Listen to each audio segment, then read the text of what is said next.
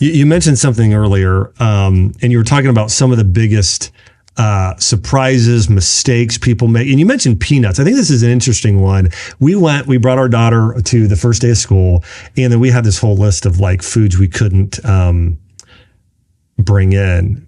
It was a lot of stuff. Long list. A lot of stuff. And one thing we did with our daughters, both now, is we introduced peanuts, dairy, all kinds of things in to their diet in micro doses, sort of natural immunization very early on. And our kids don't seem to be allergic to anything. I am curious your thoughts around how this happened with so many kids being allergic to peanuts and numerous other foods. Well, first of all, what you're doing is the best thing you can do, and that is what every parent should be doing. Well, almost every parent. There's cases, yeah. Right.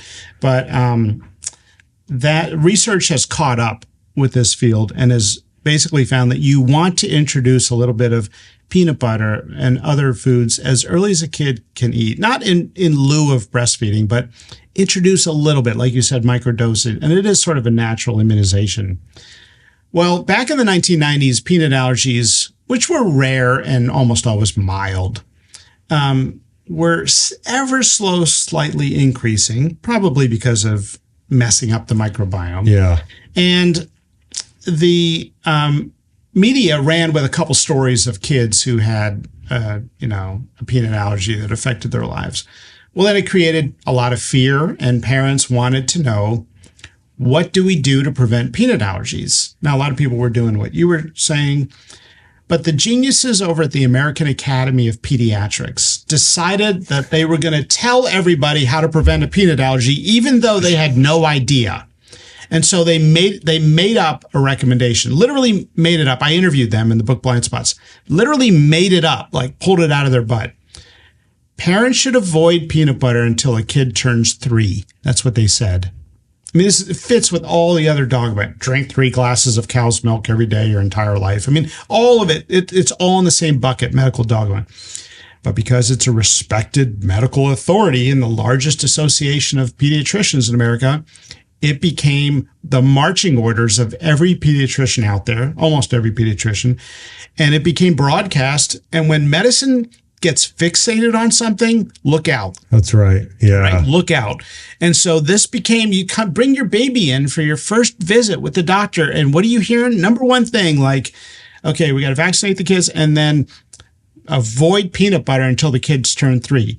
Well, they forgot about a basic principle in immunology called immune tolerance, or the old dirt theory. That is, when you're exposed to something, you're less likely to be allergic to it later in childhood. And so what they did was they created a generation of children that were sensitized to peanut products.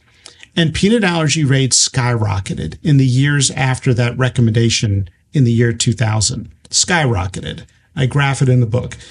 And then, so what did the medical establishment geniuses do? They decided, oh, you know what? We have anti-science parents out there that are not listening. We have to increase compliance and double down and get total peanut abstinence in the first 3 years of life.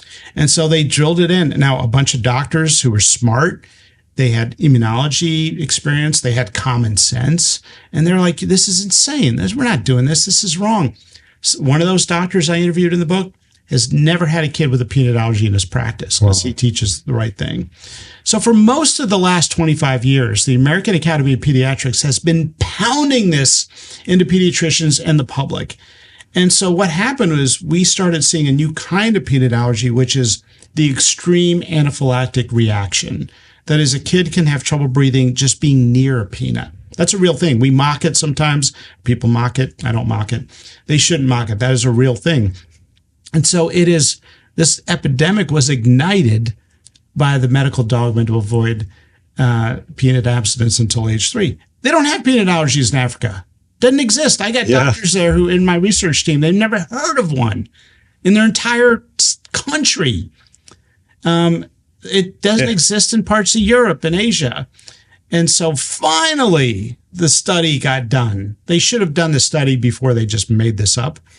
Finally, the study got published 9 years ago, and they showed they had it perfectly backwards. Can I tell you, I think when it comes down to this, and this is a part of what I've taken away from this conversation, it is It's the difference between hubris and humility. Yes. I mean, that's the difference, because what you're sharing, and I saw this with Dr. Fauci, I see this with a lot of the people you're talking about that you're calling geniuses, which is making me just, it's very funny. But they're trying to play God versus walking in humility, having a respect for God, and not trying to alter God's design. God designed us in kids to eat dirt, to eat these foods early on, to get exposures, and to practice natural immunization via the things that they're exposed to on a regular basis. I wrote a book on this called Eat Dirt. Basically, it was going through all these things you're talking about, and all the research there. And so again, if anyone who's listening to this or watching this, here's one thing you need to know.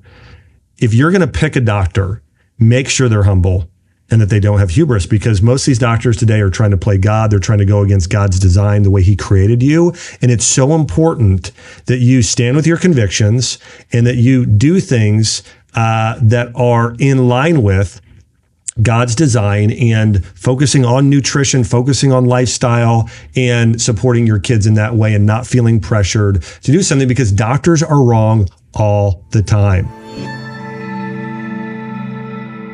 Hey, if you liked this, then watch my full episode right here.